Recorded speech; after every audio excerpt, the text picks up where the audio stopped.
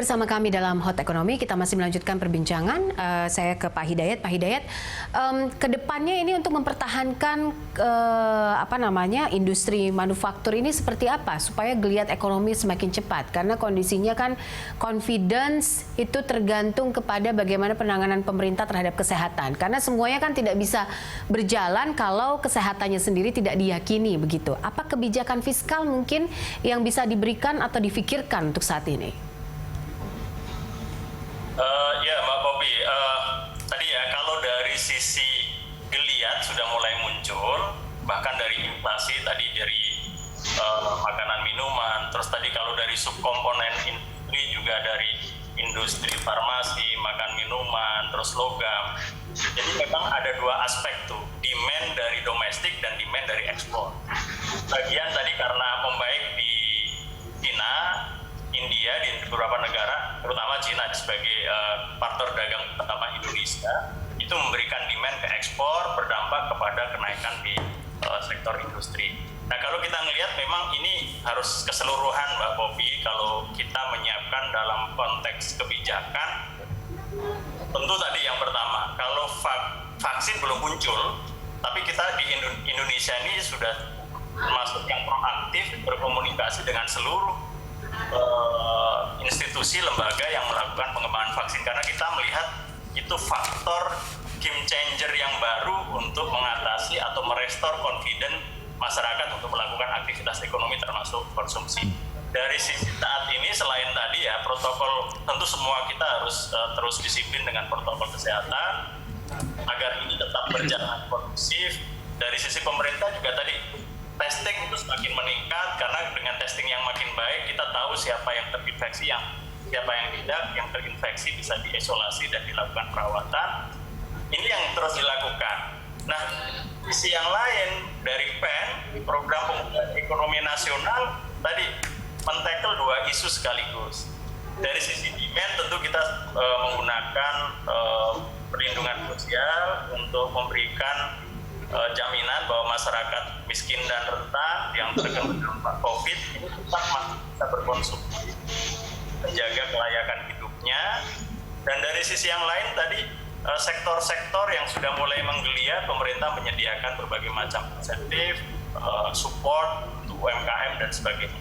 Ini terus kita jalankan, Mbak Popi, dan kita mulai melihat misalnya memang masyarakat yang di penghasilan menengah ke bawah, level konsumsinya sebetulnya masih terjaga.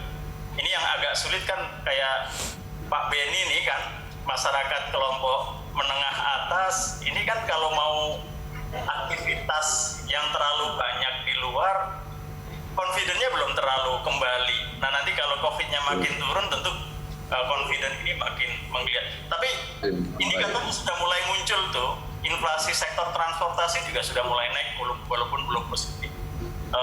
Aktivitas tadi disampaikan data-datanya juga tingkat hunian hotel, penerbangan domestik internasional, dan di beberapa negara juga sudah mulai membuka. Dan saya kira ini menjadi situasi yang menunjukkan bahwa memang aktivitas ekonomi akan terus kembali. Kita berharap terus ini membaik, Mbak Bob. Oke, baik. Saya ke Mas Andri. Mas Andri, kalau kita lihat kan ini juga sempat Kemenperin tuh menyebutkan bahwa ada kenaikan pesanan secara signifikan gitu di 3 bulan terakhir ini. Karena kita lihat juga bahwa ada surplus nilai perdagangan karena kondisinya kita sulit untuk impor. Nah, kalau dilihat sendiri pasarnya domestik versus ekspor ini seperti apa? Ya, Mbak Popi. Jadi kalau kita melihat sendiri bahwa tentunya untuk pasar ekspor kita masih belum bisa mengandalkan secara penuh begitu ya. Karena beberapa restriksi di pasar-pasar global saat ini memang sangat besar gitu ya. Terutama ketika masa COVID-19 ini mereka cenderung lebih menutup gitu ya daripada sebelum-sebelumnya. Nah, salah satu yang memang bisa kita andalkan adalah pasar domestik Indonesia yang memang sebetulnya sangat besar kalau kita berbicara di ASEAN begitu ya. Nah, ini yang sebetulnya bisa menjadi motor penggerak utama bagi industri kita. Kita juga tahu bahwa sebetulnya ada 45% dari seluruh penduduk Indonesia ini adalah calon middle class ya, aspiring middle class. 115 juta penduduk itu adalah calon middle class, dan ini sebetulnya bisa dimanfaatkan dengan cara membeli produk-produk yang memang diproduksi di dalam negeri begitu. Dan tidak hanya itu saja, di COVID-19 ini sebetulnya menjadi salah satu momentum untuk agar industri di sektor hulu itu bisa dimaksimalkan, tidak lagi terlalu bergantung terhadap impor, terutama dari China atau India, karena kita bisa melihat bahwa industri hulu kita masih bergantung pada China dan India. Bahkan kita bisa melihat bahwa kuartal 1 saja ketika COVID-19 belum masuk ke dalam Indonesia, industri kita sudah terkena dampaknya. Nah, ini salah satu peluang saat ini ketika COVID-19 ini adalah membangun industri di sektor hulu begitu. Jadi sehingga dari sisi supply dan dari sisi demand itu sendiri ada pola transformasi yang nanti ke depan ketika COVID-19 ini sudah tidak ada lagi begitu ya, atau mungkin kita sudah istilahnya sudah herd immunity lah, bisa dikatakan seperti itu, kita bisa mendapatkan peluang dari pertama membaiknya sektor hulu industri, yang kedua adalah bagaimana middle class kita ini tidak lagi membeli produk-produk dari luar negeri tetapi berbasiskan produk-produk lokal begitu ya, yang diproduksi oleh industri di dalam negeri. Gitu, Mbak. Oke, saya ke Pak Beni. Pak Beni, selain PMI kan kita juga lihat rilis data BPS ya, seperti misalnya perbaikan soal inflasi, indeks harga perdagangan besar, kemudian juga ada yang menarik ini soal kunjungan wisatawan mancanegara atau Wisman. Nah, bagaimana Anda melihat ini sebagai salah satu progres pemulihan ekonomi? Kalau dilihat bagian dan juga rantainya, begitu.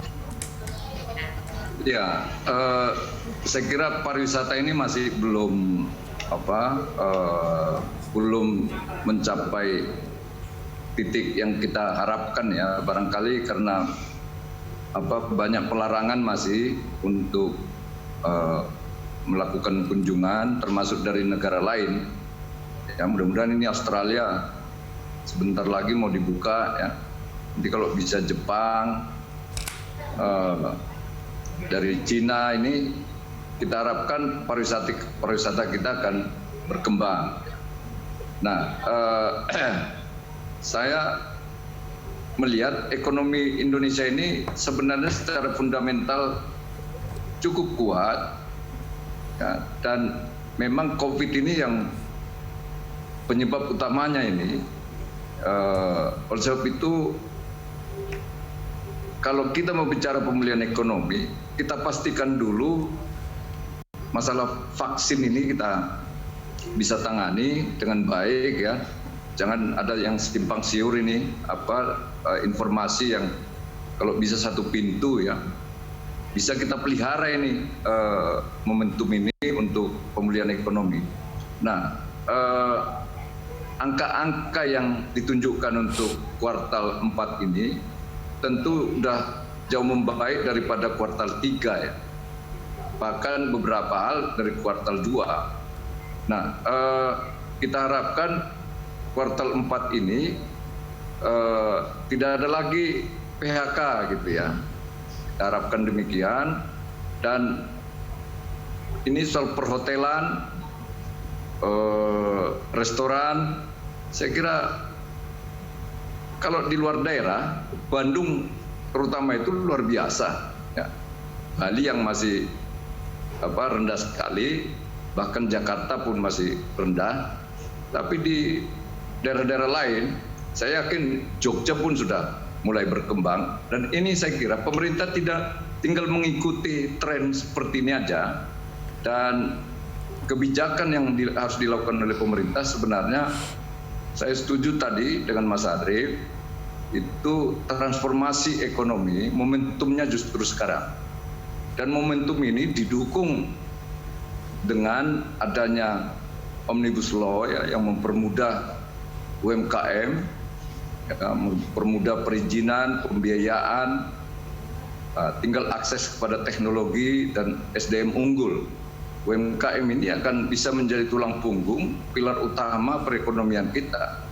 Kita tidak bisa berharap hanya kepada usaha besar, karena usaha besar selama ini termasuk manufacturing itu terlalu tergantung pada impor bahan baku. Ya, lebih dari 70% impor bahan baku ini, dan kita akhirnya ketergantungan kepada negara lain. Ketika negara lain ini nggak membuka pintu pada bahan baku yang kita butuhkan, karena mereka butuh sendiri, ya, dan manufacturing mereka belum jalan normal, maka tentu manufacturing kita ini akan kesulitan mencari bahan baku. Oleh sebab itu pengalaman ini, momentum ini adalah untuk bagaimana kita masuk lebih ke hulu lagi agar bahan baku itu disediakan, dan itu memang tersedia, terutama sektor pertanian. Hampir semua produk pertanian itu bisa diolah, ya, bisa diolah, termasuk maritim, bisa diolah memberikan nilai tambah yang lebih besar. Saya kira manufacturing di sektor ini sangat terbuka, ya, dan inilah transformasi struktural yang perlu kita lakukan. Baik, sektor pertanian, perkebunan, dan juga harus ada transformasi, khususnya mungkin dari sisi teknologi begitu. Saya ke Pak Hidayat, apa yang harus dilakukan? Mungkin karena waktu kita tidak panjang, apa yang harus dilakukan oleh pemerintah saat ini, khususnya untuk sektor hulu sendiri, Pak Hidayat? Tadi saya sampaikan, sebetulnya policy respon yang kita lakukan on track. Cuman kan kita perlu tetap melakukan tadi ya, monitor, evaluasi, karena kan masing-masing sektor di dalam perekonomian dampaknya itu berbeda-beda, dan nanti pola recovery-nya juga mungkin berbeda-beda. Yang jelas tentu pemerintah akan memberikan berbagai macam support, baik dia yang sifatnya keringanan perpajakan maupun dari aspek financing. Ketika para perusahaan ini mulai melakukan aktivitasnya, tentu butuh modal kerja, tambahan modal kerja. Nah, ini saya kira menjadi bagian dari pola recovery yang di tahap awal kita survival mungkin lebih fokus di perlinsos, tetapi kalau sudah mulai recovery kebutuhannya mungkin akan berbeda. Ini kita antisipasi Mbak Poppy terkait perkembangan ini. Tapi yang jelas tadi pesan dari Pak Benny dan Pak Andri, ini juga ada kesempatan-kesempatan baru. Tadi yang saya sampaikan Pak Benny misalnya, ada fenomena loh industri farmasi termasuk obat tradisional yang berbasis mungkin herbal di Indonesia itu juga tumbuh baik. Ini tentu akan ada hal-hal baru dari situasi yang besar seperti sekarang. Betul. Baik, sektor-sektor yang terdisrupsi ataupun yang belum pernah terfikirkan akhirnya timbul di saat pandemi ini. Saya ke Pak Andri. Pak Andri, singkat mungkin apa yang harus dilakukan oleh semua pihak, khususnya pemerintah dan juga pelaku usaha, agar ini bisa konsisten untuk pemulihan ekonomi? Baik, saya coba untuk menambahkan, mungkin ya tadi Pak Hidayat Amir sudah menambahkan mengenai bagaimana istilahnya bantuan fiskal ya terhadap bagaimana bisa meningkatkan domestic demand. Tetapi saya juga perlu menggarisbawahi juga bahwa ternyata kita masih kurang begitu ya dalam hal pertama testing terhadap COVID-19 ini sendiri begitu. Kalau kita bandingkan dengan negara-negara lain, kita sangat jauh gitu ya. Bahkan dari Filipina saja kita tertinggal. Nah, industri juga harusnya diberikan kewajiban menurut saya untuk menjadi bagian dari 3T itu, testing, tracing, dan treatment. Mungkin treatment oleh pemerintah dan tracing juga, tetapi untuk testing industri untuk meminimalisir adanya outbreak di kawasan industri tentunya perlu secara rutin untuk tes let's say swab antigen gitu ya beberapa minggu sekali, karena kita juga harus meminimalisir adanya outbreak susulan begitu ya di kawasan industri yang memang nanti efeknya itu justru adalah perlambatan dari kinerja industri itu sendiri. Maka itu saya rasa itu yang bisa dikatakan kalau dari sisi industrinya. Nah tadi saya juga ingin menambahkan dari sisi pemerintahnya juga mohon berhati-hati begitu ya, karena kita sudah mendapatkan momentum yang cukup baik. IMI kita sudah masuk ke dalam angka 50. Ini lebih tinggi kalau saya bisa katakan daripada Malaysia, Thailand begitu ya, angkanya sudah mulai cukup baik. Utilization rate gitu ya, tingkat utilisasi industri kita itu sudah mengarah di arah 60-an% begitu ya, 67%. Itu jauh lebih baik daripada yang lain. Saya rasa itu yang perlu dipertahankan sebetulnya hingga nanti 2021 kita bisa menikmati vaksinisasi, imunisasi, dan seterusnya. Oke, baik. Pak Andri, terima kasih untuk inputnya. Pak Beni, terima kasih untuk waktunya bersama kami, dan juga Pak Hidayat. Terima kasih untuk bincang-bincang bersama kami dalam Hot Ekonomi. Sukses terus dan sehat-sehat selalu. Selamat sore.